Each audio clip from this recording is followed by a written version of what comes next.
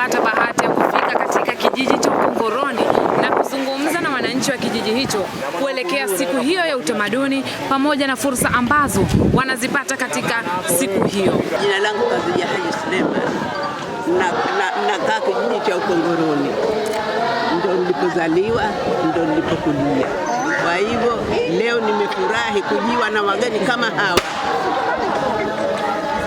Kujua na wageni kama hawa wa utamaduni hapa petu kijijini Ukongoroni. Nafurahia sana.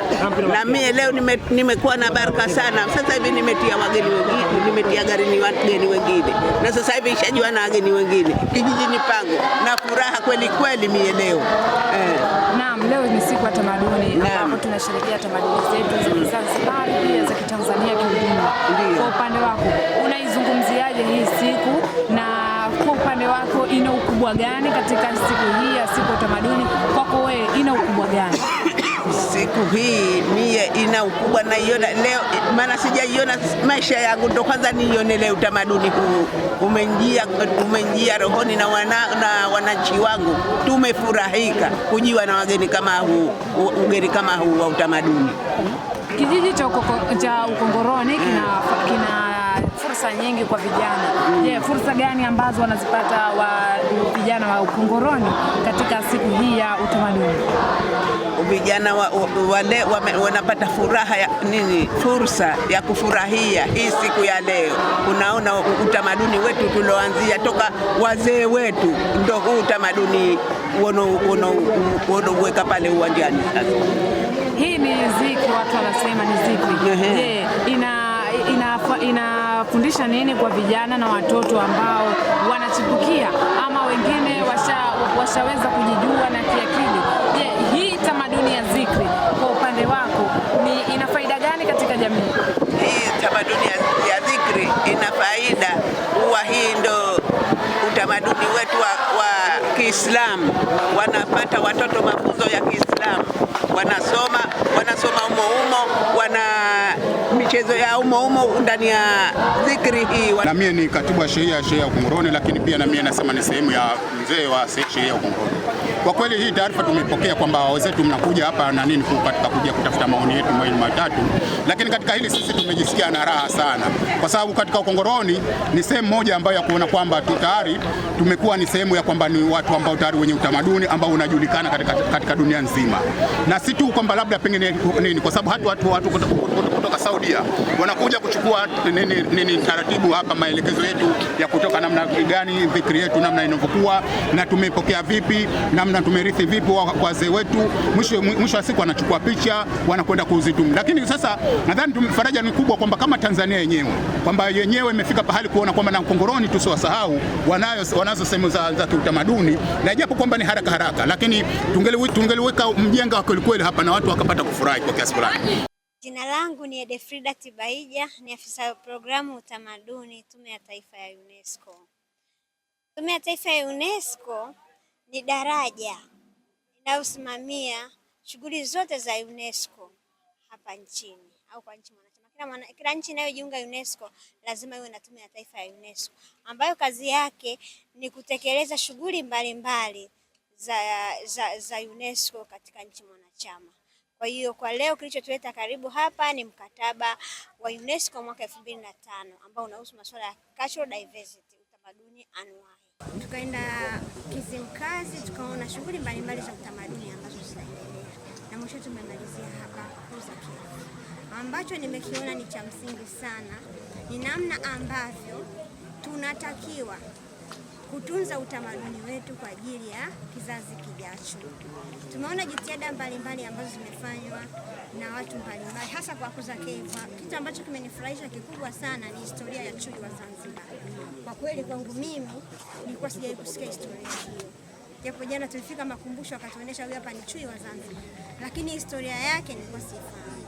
Lakini kupitia maigizo yaliyoonyeshwa mmoja gundua kumbe yule chui alikuwa ni chui wa thamani. Na watu pia walikuwa hawajui ni chui halisi au sio chui halisi. Lakini kupitia hii tumeweza kutambua kwamba kweli kulikuwa na chui wa Zanzibar. Alikuwa na namna gani? Kwa hiyo inakuwa inatutia hamasa ya kuendelea kusoma historia na kujua historia yetu kwa ujumla. Naitwa Juma Chumjuma, katibu mtendaji Baraza la Sanaa Zanzibar. Leo ni siku ya pili kuelekea maadhimisho ya siku ya utamaduni duniani. Siku hii imetangazwa na shirika la elimu, sayansi na utamaduni UNESCO kwamba kila ifikapo tarehe 21 Mei basi dunia, mataifa mbalimbali ni vyema kukaa, lakini pia kuonyesha shughuli za utamaduni wa kila nchi. Kwa hiyo kwa sisi Tanzania, tume ya UNESCO ya taifa Tanzania ndiyo ambayo imeshirikiana na Wizara ya Habari, Utamaduni, Sanaa na Michezo ya Tanzania Bara, lakini pia imeshirikiana pamoja na Wizara ya Habari, Sanaa, Utamaduni na Michezo ya hapa Zanzibar.